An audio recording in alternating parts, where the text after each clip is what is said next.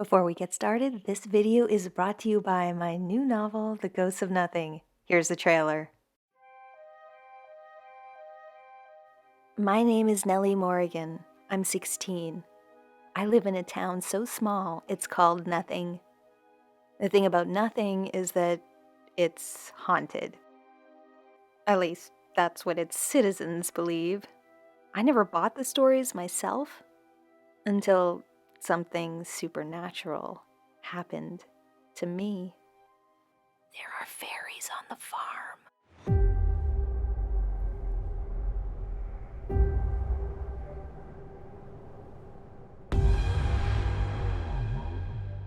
These eerie trespassers hold the key to healing my fading grandmother, but only at a terrible price. These creatures want something from me, and the reason why is buried in this town's past, in events only the dead can remember.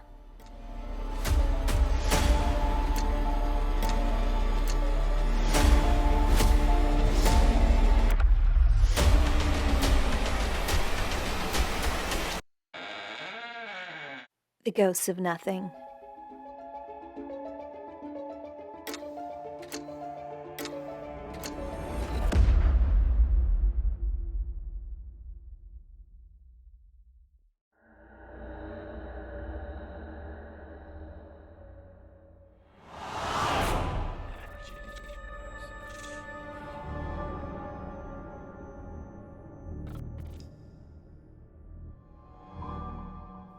I was 6 years old when I really got into exploring the woods behind our home. There were some old, well-established trails, but there were also places that seemed untouched, secret, and surrounded by nature and magic. At the farthest point behind the oldest home in the area was an overgrown orchard, and above it was a clearing that stretched to the top of the hill.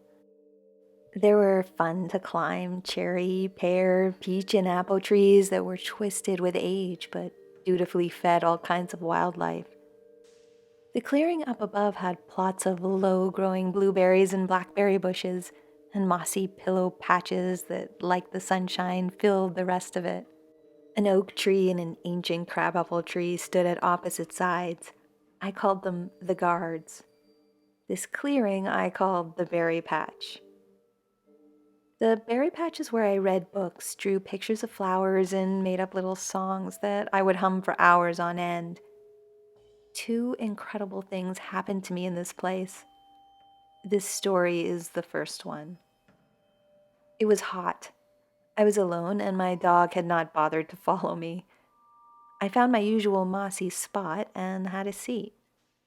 From the direction of the ancient crabapple tree, which was behind my left shoulder, I heard a loud chittering sound, like an insect. I turned around to see what I perceived as a dragonfly fight. A flipping ball of wings was out of control as it zoomed around me and then crashed into a scrubby bush, maybe 15 feet away. Even as a kid, I was determined to rescue every single creature I came upon, whether it needed my help or not. So I ran to its side. There was a dragonfly, but something larger also. It was holding on to the dragonfly.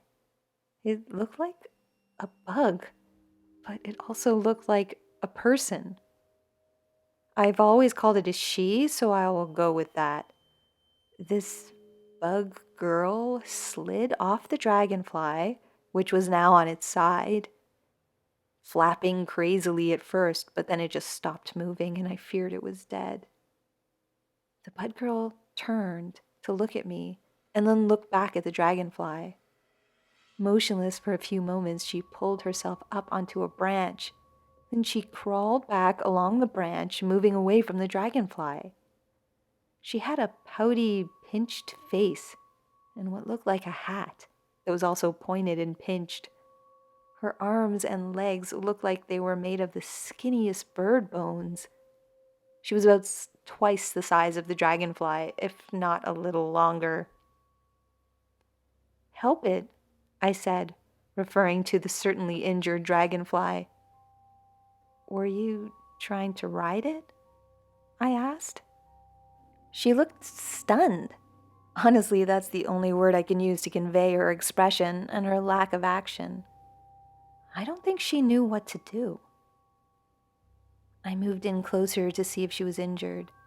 She turned to me, sneered, opened her mouth, and made that loud chittering sound that I had heard before. She looked as if she was telling me to get back, but I was just utterly fascinated by what I was seeing just inches away.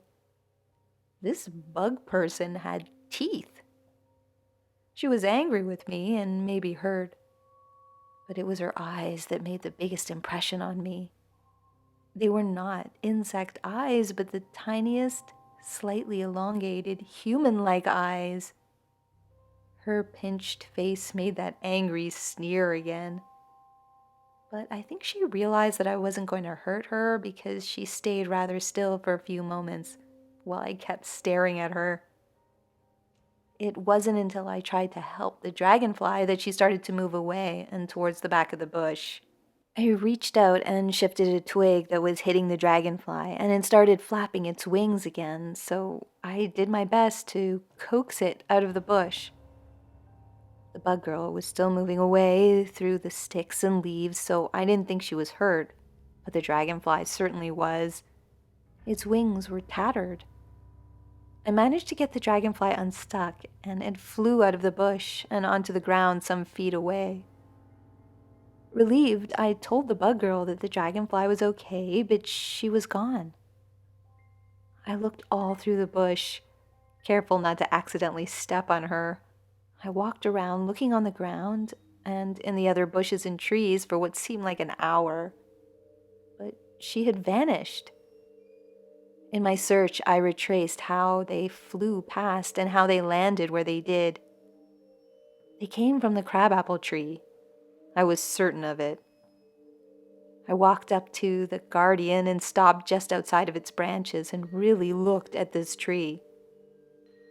The tree had a moss bed directly under the branches, and the tree trunk was perfectly clear of debris.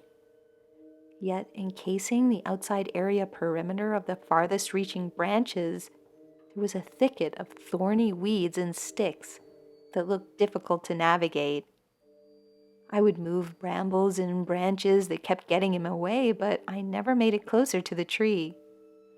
When one approach didn't work, I'd move over to the other side and try, and make it to the base of the tree.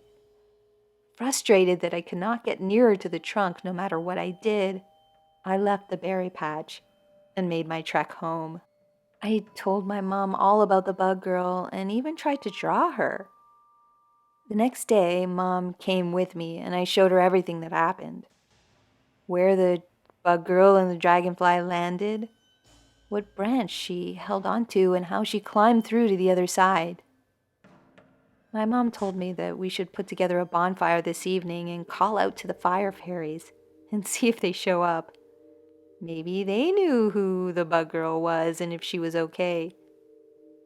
Mom also told me that she was probably a pixie fae, and they could get into lots of trouble.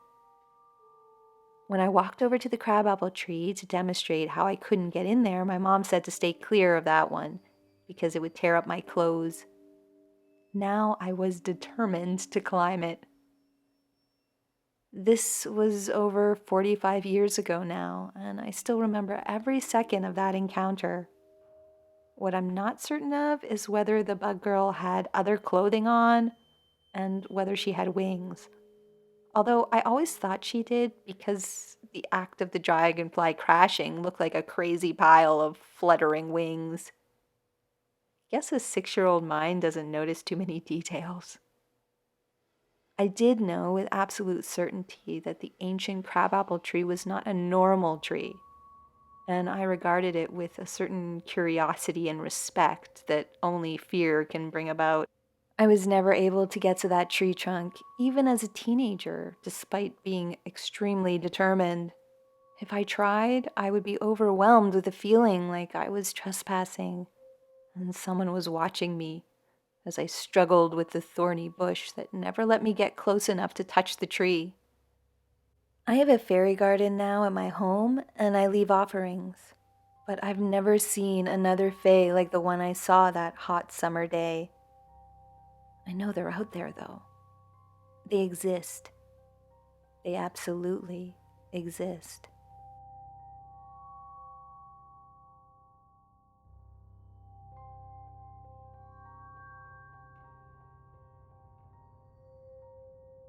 It's been 6 years since I moved into my home. Let me give you a bit of background about my house. It's in a nice subdivision in Alabama, but a long time ago, this place was just a pine forest. In my backyard, there are a few rose bushes, but I can't take care of them myself because of my disabilities and asthma.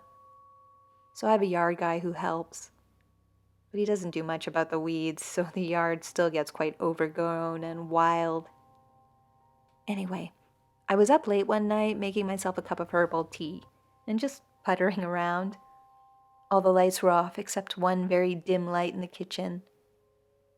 It was 12 something, close to 1 a.m., and all of a sudden I started to hear voices and music coming from my own backyard.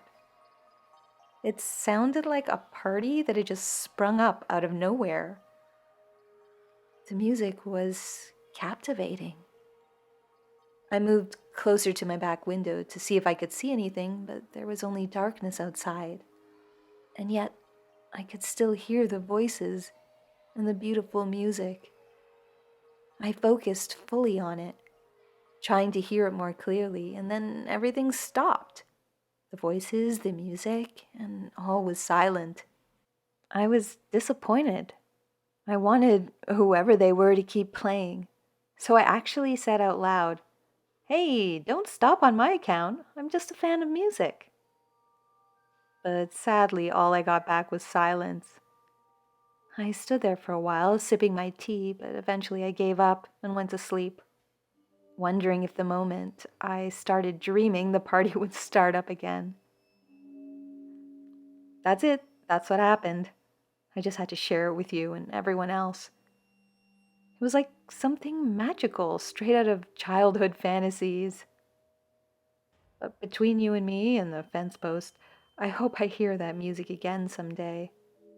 The thought of that haunting sound gives me chills, and I wish I could remember properly and repeat it. Guess I'll have to wait and see if the fairies decide to throw another party in my back garden. Thank you for reading my story.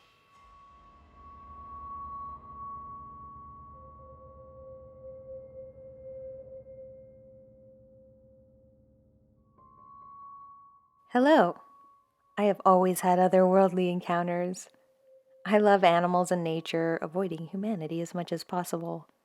I'm an artist in oil painting and silk dye. My husband and I have lived off the grid for a while in a little 400 square foot cabin in the woods. I loved it. But as our family grew, we decided to purchase a new home for our family dinners and such. We live in a little town in Seagrove, North Carolina. One evening, we went to our local grocery store, and there I saw a handwritten poster of a home for sale. I don't know what came over me. I selfishly took the poster so no one else could see it. The very next day, my husband and I set off to see the house. It was love at first sight. A little 2-bedroom cottage with 4 acres of woods, streams, mounds, and it felt otherworldly. We purchased the house, and eventually I began planting a garden with flowers everywhere. We added cameras to the property for security reasons. And one night, when I was looking through the camera facing our front door, I saw what I believed to be a fairy. It was this bright winged form that flew past the screen. But there was nothing on the camera when I checked it later. I could have sworn I saw something. The next night, I was lying in bed and I couldn't sleep. I had that ominous, uncomfortable feeling of being watched. I looked out my window and saw two little lights floating just beyond the screen, as if they were eyes looking in. I immediately picked up my phone and snapped pictures of them. I was sure I had taken a picture of them. The lights then faded away and were gone a split second later. I checked the photos on my phone, but there were no lights in the images I had captured. Just the screen and the darkness outside the window.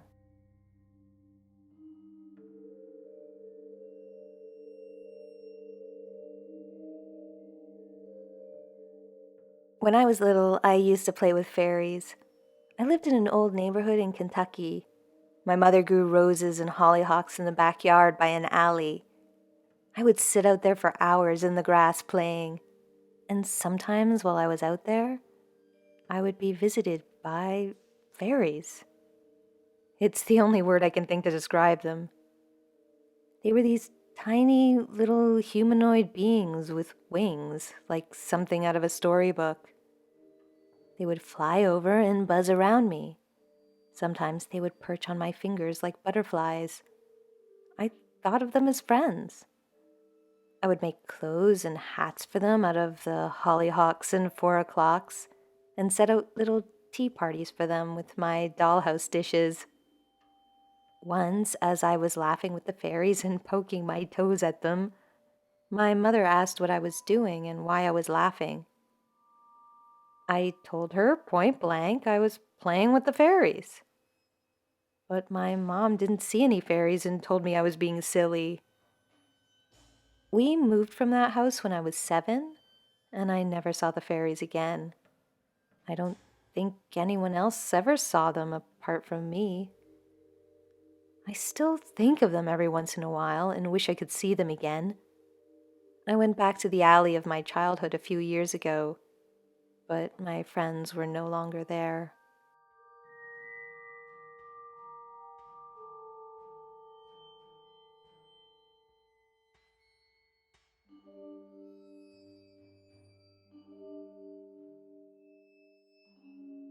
This experience happened in Iowa during the 90s. I was a college student at the time and just leaving my house to head to campus. I walked out the door towards my car, which was parked across the street.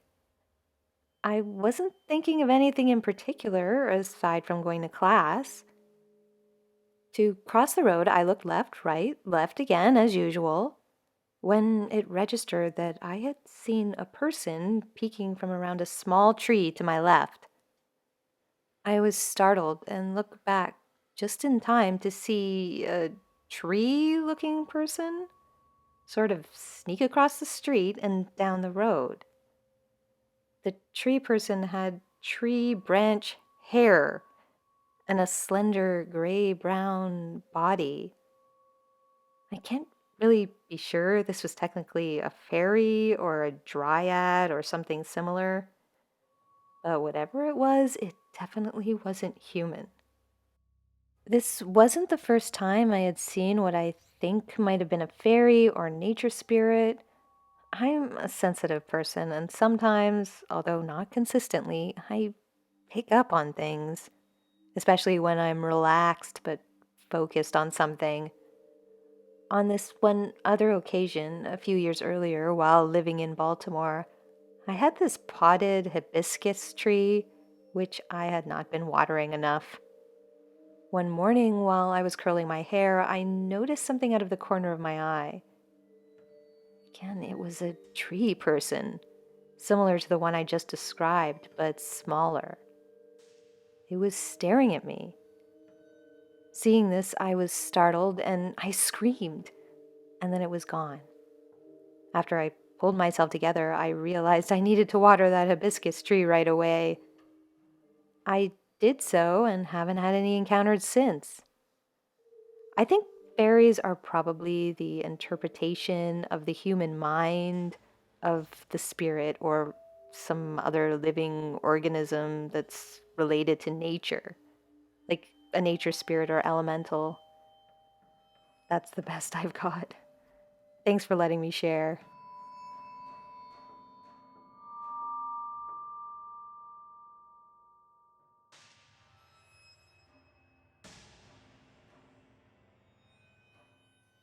When I was growing up, I thought of fairies as nothing more than fantastical tales, the stuff of storybooks and children's imaginations.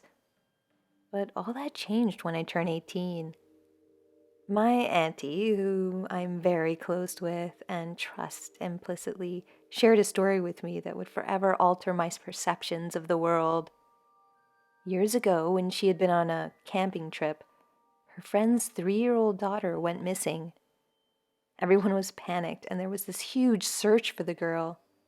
Weirdly, miraculously, the girl was eventually found, unharmed, not far from the camp, sleeping peacefully, in a bed made of woven leaves. Next to her was a leaf adorned with berries, and another fashioned like a tiny cup filled with water. The girl claimed she had been with the fairies. That same year, I became a mother to a baby girl, a little angel who rarely cried and was almost always smiling. When she was about 10 months old, I had taken her with me to run some errands, and after we arrived back home, I took her out of the car and had her in my arms and was walking towards the house. I remember thinking that the summer day was just perfect. The whole country looked so beautiful. It looked magical. And I just felt really content with my little baby in my arms. That's when it happened. I looked up and saw a fairy. He was about 8 centimeters tall and looked gold. He was wearing a gold suit and had a pointy nose and a gold crown and big blue dragonfly wings. He looked like a fairy king. I stopped in my tracks and just stood there staring at him. And then he looked at me, and we made eye contact. And it was like I had given him a fright. He reeled back and did a little loop, and then he flew off over the rooftop, disappearing from sight. I was stunned. Reflecting on this experience later, I thought maybe I was able to see him because my mind had been open to the existence of fairies thanks to my auntie's story. Also, judging by the little fairy king's reaction, he hadn't expected me to see him. So maybe I had to be in a certain state of mind to see him? I was feeling extremely content and peaceful in that moment. After my second baby was born and my girls were 3 and 4 years old, I decided to do some research on fairies. I found out how to do a magic spell that was meant to make it easier to see fairies. Armed with warm honey and a tiny plastic teacup filled with cold milk, I placed this concoction on a rock in my garden. My toddler girls watched alongside me. Then I whispered an invitation to all with wings and magical things. Then, all of a sudden, this huge ball of butterflies of various colors descended upon the little teacup. There were so many of them, they fluttered around for about 10 seconds and then flew off in all different directions. It was honestly the most magical thing I've ever seen. Now my girls are older, and I asked them if they remember that incident with the butterflies, but they don't. I'll never forget it, though. Sorry, I'm not that good at writing, but all that I've said is true. I'm now 29 and have been a fan of your work for years. I watch all of your YouTube stories. Always excited to hear the next one.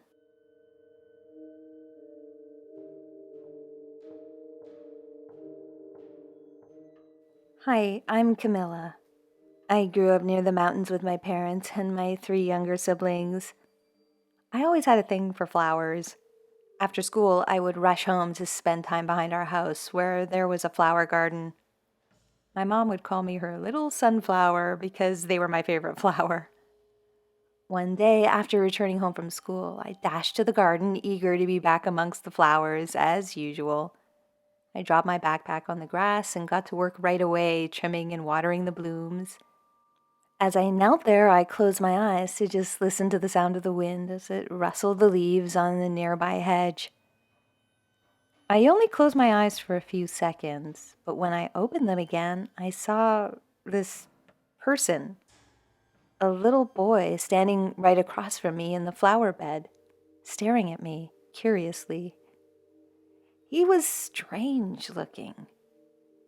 He was the size of a normal boy, maybe around 10, but he had an unusually long neck.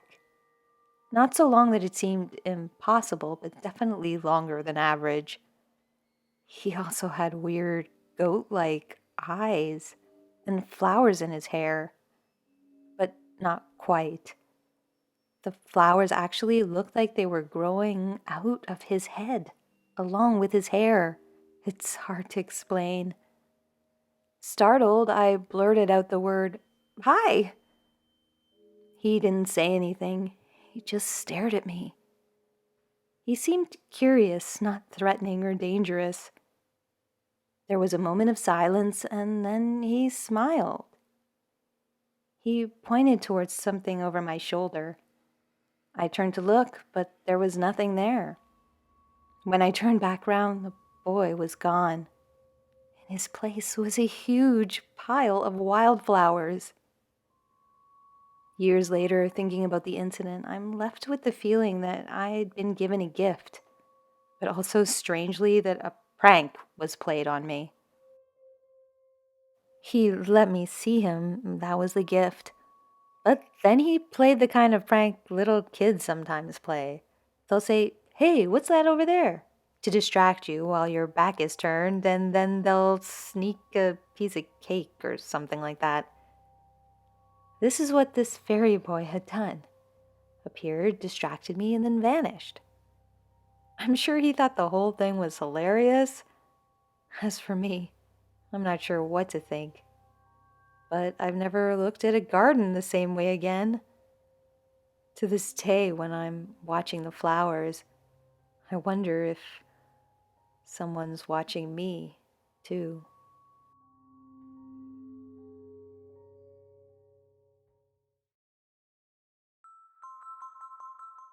Thanks for watching. I have a huge, exciting announcement. For those who don't know, I've been working on a novel, a fairy novel, of course, and it's now available on Amazon, Barnes& Noble, Waterstones, and other bookstores around the world. The novel is a young adult fantasy about a girl who lives in a small town called Nothing. The town is famously haunted, but as she will soon discover, fairies might actually have more to do with this town's troubles than ghosts. It's called The Ghosts of Nothing. Here's a copy of the hardcover edition, which looks really cool, and the paperback. So far, the book has been getting really, really positive reviews, which I'm just so grateful for. It's an adventure story, it's a fantasy, it's a really fast-paced and exciting story, especially the second half, which is the part where we get into the fairy world part of the story, which I think people who follow this channel will probably be the most interested in.